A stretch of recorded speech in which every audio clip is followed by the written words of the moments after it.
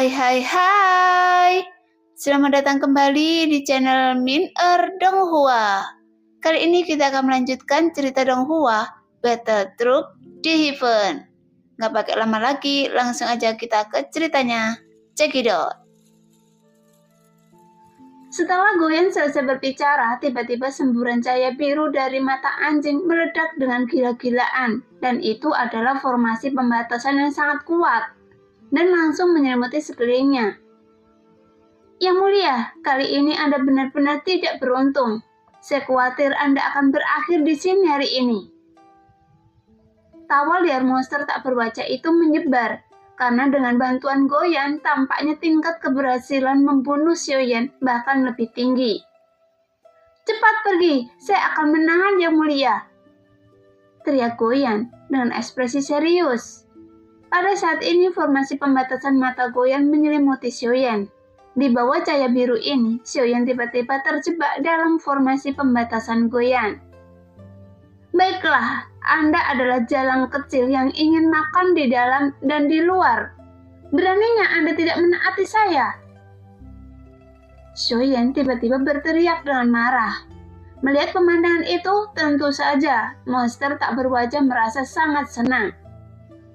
Baiklah, tahanan roh, kerja yang bagus. Sekarang kita bisa membalas dendam. Yang Mulia, kami telah menghitungnya sendiri, pemisahan bagian tubuh fisik kami yang mengembara ke berbagai dunia. Karena itu semuanya adalah pengaturan Anda. Maka itu adalah perhitungannya. Kata monster tak berwajah dengan dingin, sepertinya dia sangat mempercayai Goyan. Kemudian tubuhnya berputar 360 derajat dengan keras dan berubah menjadi badai seperti kerucut yang menyapu dengan sangat cepat ke arah Xiaoyan yang diblokir oleh pembatasan. Di dalam badai, monster tak berwajah bahkan tertawa terbahak-bahak. Dengan momentum yang sepertinya dapat menghancurkan Xiaoyan menjadi berkeping-keping. Dasar bodoh. Saat monster tak berwajah itu bergegas menuju Xiaoyan, dia sendiri juga akan masuk ke dalam pembatasan yang dibentuk oleh Goyan. Kemudian, segera terdengar teriakan suara omelan dari Goyan, dan formasi itu tiba-tiba menjadi terang. Pada saat yang sama, Xiaoyan dapat melihat sosok monster tak berwajah itu tiba-tiba bergetar. Karena dalam formasi pembatasan ini, semua kekuatan terlarang mengalir menuju monster tak berwajah itu. Bunuh dengan 1000 pisau, ini adalah satu-satunya kesempatan. Sekarang Anda harus memanfaatkannya. Suara Goyan tiba-tiba keluar. Bagaimanapun tidak mungkin bagi Goyan yang mengkhianati Xiaoyan. Lagi pula, Goyan dan Xiaoyan telah bersama selama ribuan tahun. Jadi pasang surut seperti apa yang belum dia lihat? Ditambah setelah dia terjebak beberapa kali, Xiaoyan selalu datang untuk menyelamatkannya dengan aura kekaisaran. Oleh karena itu, bagaimana Goyan bisa lupa perasaan antara dia dan Xiaoyan? Meskipun tidak ada yang kalah dari siapapun dalam hal adu mulut, tapi hubungan mereka telah dikonfirmasi dalam tindakan masing-masing dan saling memandang satu sama lain sebagai mitra.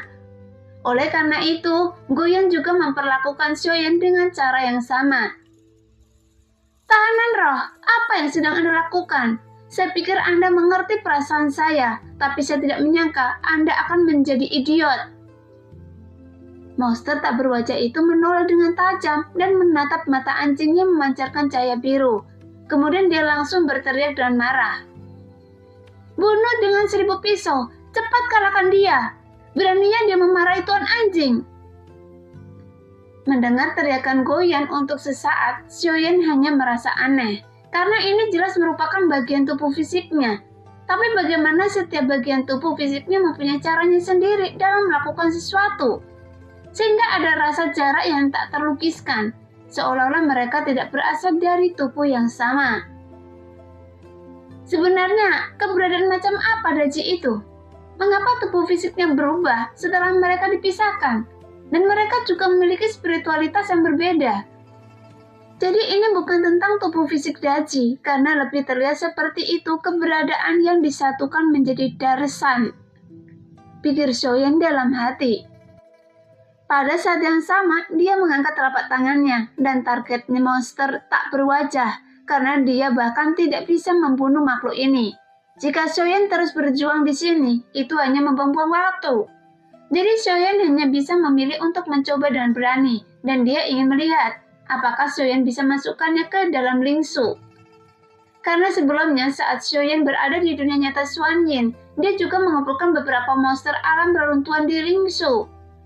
Namun setelah Xiaoyan datang ke dunia kuno Dewa Iblis Abadi, dia juga menemukan segala macam hal jahat yang aneh.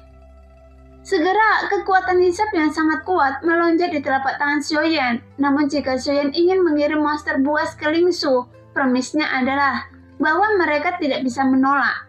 Tapi saat berikutnya, sosok monster tak berwajah itu tiba-tiba menghilang, dan Xiaoyan telah membawanya ke Lingsu tanpa perlawanan apapun.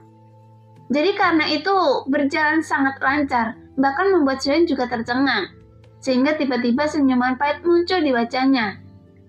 Karena jika Xiaoyan tahu ini akan berjalan lancar sejak awal, dia langsung mengirim monster tak berwajah ke runtuhan spiritual pagoda kekosongan roh. Mengapa dia hilang? Goyan bertanya dengan ragu. Tepat saat Goyan sedang bingung, tiba-tiba Xiaoyan mengarahkan telapak tangannya ke arah Goyan lagi. Apa yang akan Anda lakukan untuk membunuh 1000 pisau? Jangan bunuh keledai itu. Itu tidak benar karena saya bukan keledai. Goyan sepertinya menyadari ada yang tidak beres. Namun meskipun Goyan juga mengatakannya dengan serius di antara kata-katanya, tapi sesaat dia berteriak dengan marah.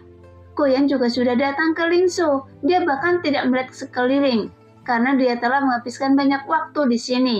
Jadi bisa dibilang dia sangat familiar. Tepat setelah Goyan masuk ke sini, sudah terdengar suara pertempuran karena monster tak berwajah sedang bertarung dengan larva darah raksasa. Melihat pemandangan itu, Goyan langsung mengecil hingga seukuran telapak tangan. Kemudian dia segera menemukan celah di tanah dan bersembunyi di dalamnya. Bunuh 1000 pisau, ayo biarkan saya keluar dengan cepat. Goyan terus berteriak. Setelah ditemukan, bukannya semuanya seharusnya berakhir. Lagi pula bukankah itu tubuh Anda? Jadi gunakan kekuatan Anda sendiri menaklukkannya. Segera suara Xiaoyan juga mencapai Goyan, sehingga Goyan langsung memiliki tatapan pahit di matanya. Bunuh 1000 pisau, saya tidak bisa melakukannya. Bukankah Anda juga tahu bahwa saya sedang terluka parah? Bunuh 1000 pisau, apakah Anda mendengar? Ayo biarkan saya keluar secepatnya. Namun meskipun Xiaoyan mendengar permohonan dari Goyan, Xiaoyan tidak menjawab lagi. Bagaimanapun dia tidak bisa membunuh monster tak berwajah, tapi Goyan mungkin bisa membunuh. Lagi pula mereka semua adalah monster abadi, jadi Xiaoyan tidak perlu khawatir sama sekali. Seperti kata pepatah, untuk melepaskan bel, Anda harus mengikat belnya. Meski monster tak berwajah itu menunjukkan kekuatan tempur yang kuat, tetapi faktanya kekuatan pembatasan Goyan juga sangat kuat. Jadi Xiaoyan tidak ingin terpaku pada reruntuhan spiritual ini, karena Xiaoyan tidak bisa menyelesaikan monster tak berwajah itu dalam waktu singkat. Jika Xiaoyan hanya bisa membiarkan Goyan mengambil tindakan secara langsung, jelas Xiaoyan juga percaya bahwa Goyan pasti punya cara untuk menghadapi monster tak berwajah itu. Hanya saja dia tidak bisa memaksanya dalam keadaan normal, karena Goyan tidak akan memperlihatkan kekuatan aslinya untuk menyingkirkan monster tak berwajah itu. Pada saat ini, Xiaoyan berdiri di lembah angin 4 arah. Namun bintang ini sangat sunyi, seolah-olah ada kehidupan yang tersisa sama sekali. Sekarang, saya bisa mengetahuinya dari bangunan bobrok di bintang ini. Seharusnya pernah ada keluarga yang kuat di sini. Pada akhirnya, mereka semua mendambakan kekuatan kaki daji, sehingga semua berubah menjadi monster. Gumam Xiaoyan perlahan, karena ada juga bayangan hitam mirip reptil di sekitarnya. Tapi Xiaoyan tidak melihat dengan cermat, karena dia juga tidak perlu melihatnya dengan teliti. Lagi pula, semua makhluk ini adalah orang-orang yang telah berubah menjadi hal jahat, sehingga mereka telah kehilangan kecerdasan dan vitalitas menjadi tidak mencolok.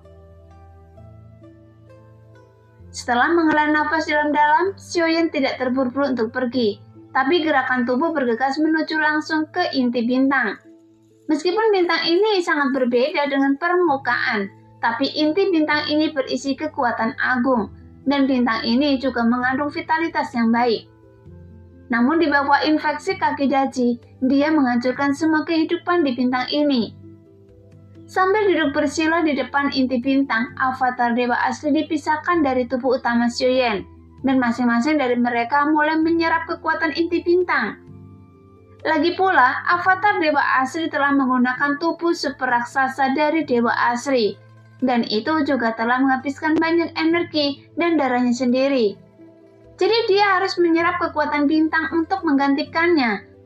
Adapun Xiuyan yang menyerap kekuatan bintang ini, dia juga memiliki efek untuk berlatih. Meskipun tubuh fisik saya telah mencapai tingkat dewa asli bintang 5, tapi saya khawatir, hanya setelah merobos ke alam leluhur saya bisa terlahir kembali, sebanding dengan dewa asli yang sebenarnya. Sekarang, sama seperti sebelumnya, Xiuyan hanya mengambil setengah dari kekuatan inti bintang. Karena terlepas apakah bintang ini telah menjadi bintang yang tidak berguna, ini adalah nasibnya, karena Xiuyan tidak sepenuhnya menyerap kekuatan inti bintang tersebut. Kehendak Dewa Iblis, saya akan pergi ke alam iblis semua orang suci. Setelah Xiuyan mendapatkan kekuatan bintang, dia tiba-tiba berbicara, karena jika dia menggunakan kompas ke alam iblis semua orang suci, itu akan memakan banyak waktu. Sekarang dia mampu memanggil kehendak Dewa Iblis abadi. Jadi gunakan saja kekuatan kehendak dunia, dan Xiuyan dapat mencapai kemampuan Xiuyan ingin pergi dalam sekejap. Nah, demikianlah cerita hari ini. Terima kasih yang sudah menonton video Min Earth sampai selesai. Sampai jumpa di video selanjutnya. Bye-bye.